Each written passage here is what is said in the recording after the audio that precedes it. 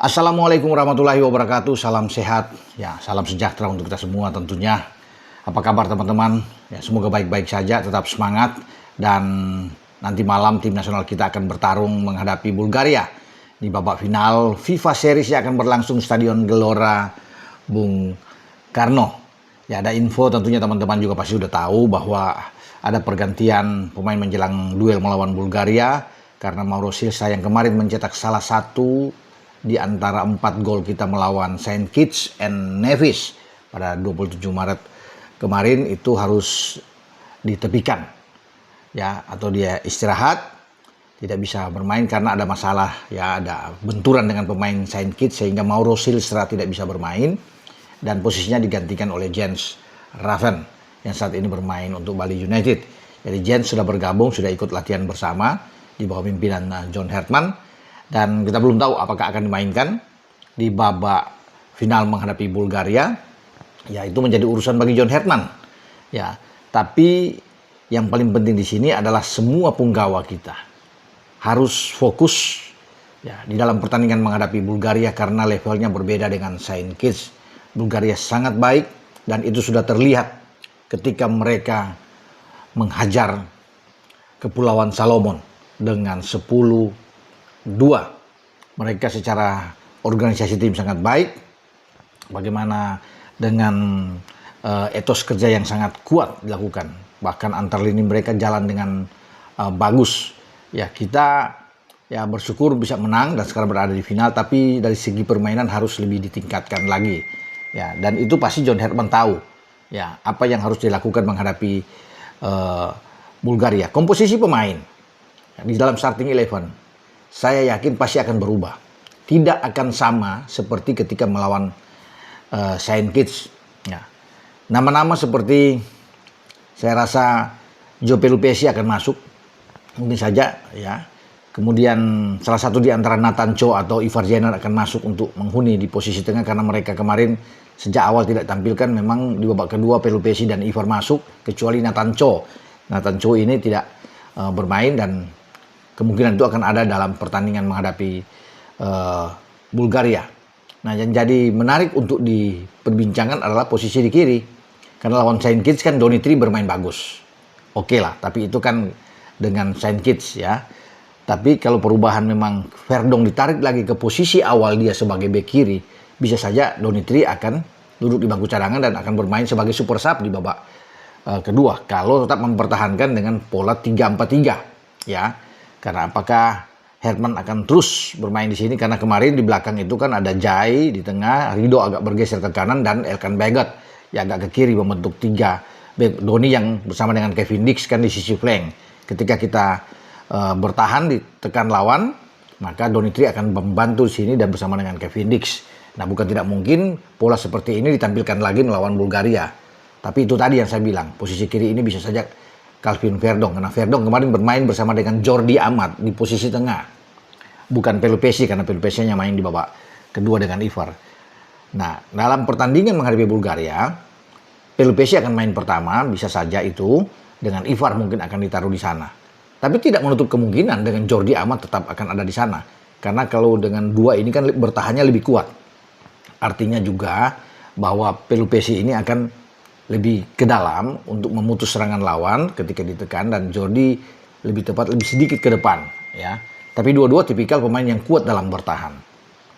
Nah, Ivar Jenner juga pasti bisa masuk di posisi ini. Makanya pasti John Hertman akan memutar otak ini untuk berpikir siapa di starting 11 yang terbaik untuk dia tampilkan di awal menghadapi Bulgaria. Jika kita tidak kebobolan dalam 35 menit, ini bagus. Artinya bisa membuat Bulgaria juga frustrasi. Apalagi kalau kita bisa mencuri sebuah gol di babak pertama menghadapi Bulgaria. Ini akan jauh lebih bagus buat kita.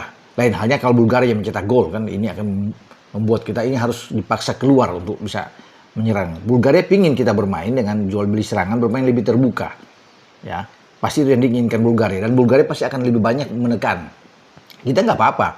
John Hertman bermain dengan lebih pragmatis sedikit, ya. Itu lebih oke. Menunggu serangan lawan untuk kita counter attack juga bagus untuk menghadapi Bulgaria. Karena yang paling ditunggu adalah hasil akhir.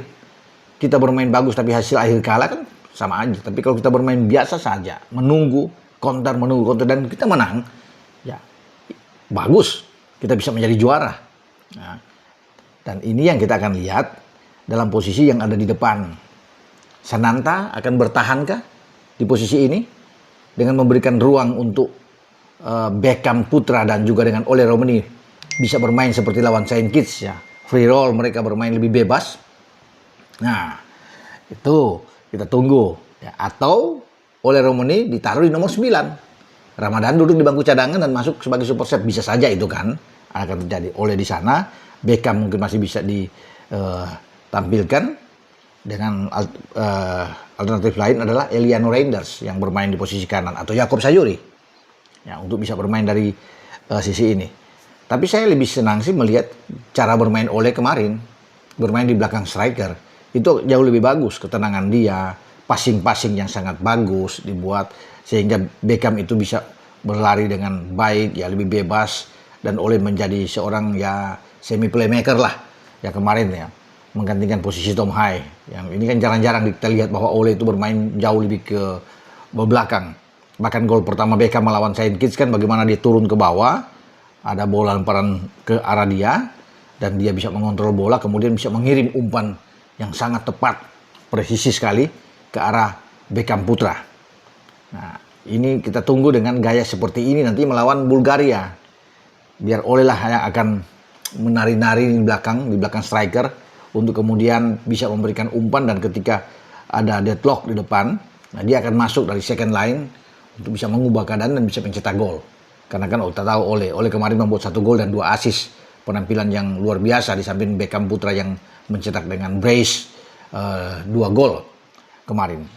Jadi saya harap ya, kita akan tampil dengan lebih termotivasi, dengan baik menghadapi Bulgaria. Karena Bulgaria punya kekuatan, saya udah bilang ya kemarin, bahwa mereka punya Filip Kravtsev dan Marin Petkov. 2 pemainnya ikut mencetak gol kemarin di antara pesta gol mereka ke gawang Bulgaria, ke gawang ini ya, Kepulauan Salomon. Tapi mereka juga masih punya seperti Tonislav Yordanov. Ini pemain yang ditampilkan sejak awal oleh pelatih Alexander Dimitrov. Ya, kemudian ada Dominik Janko yang juga bisa ada di sana, dan Slavko Dimitrov. Dan ini pemain-pemain yang kemungkinan bisa dimainkan di saat menghadapi Indonesia. Di belakang mereka sangat kuat ya, dengan Emil Tesanov, kemudian ada Theodor Ivanov, di sana ada Hristian Petrov dan Adrian Cruyff. Nah, Hristian Petrov ini menjadi catatan menarik yang membuat Miliano Jonathan tidak bisa tampil di FIFA Series. Sayang sekali di saat membela klubnya. Ya, bagaimana Excelsior menghadapi Heerenveen di Eredivisie, dan Hristian Petrov ya, pemain bertahan ya dari Bulgaria saat ini yang bermain di Heerenveen itu bisa melakukan pelanggaran yang agak keras terhadap pemain kita Miliano Jonathan, walaupun dia sudah membuat pernyataan bahwa meminta maaf langsung ke Miliano Jonathan, tapi kita sangat kehilangan ya. Kalau Miliano tidak cedera, lini serang kita akan lebih baik lagi dengan menempatkan dia di sisi kanan. Itu sangat bagus tentunya. Tetapi kita harus bisa melihat ya, keadaan saat ini. Tanpa Miliano pun kita harus fokus menghadapi Bulgaria. Dan inilah kesempatan bagi John Herman untuk bisa meraih trofi pertama dia. Ketika baru menangani tim Indonesia di debut dia yang bagus. Kemarin clean sheet menghadapi Saint Kitts. Dan John Herman harus bisa menentukan pilihan yang tepat di semua lini. Ya, penjaga gawang juga, apakah masih Martin Paes atau Emil Audero. Kalau kemarin Martin Paes bermain, bisa saja hari ini diberikan kesempatan kepada Emil Audero, sehingga keduanya bisa merasakan bermain euforia di FIFA Series. Nah, kalau pasti kapten masih tetap akan dijabat oleh Jay Ises. Di belakang juga kan menarik. Apakah Yasin Hapner akan main sejak awal? Kemarin kan masuk di babak kedua lawan Saint Kitts. Karena sebelumnya kan kita tahu ada Rido di kanan, kemudian dengan Elkan Bagot mendampingi Jay Ises. Kalau Yasin Hapner balik, ini kan tiganya sudah punya chemistry yang kuat. Sejak dari STY, mereka sudah bisa bermain bersama di antara Jai, Rido, dan juga dengan Yasin Hapner.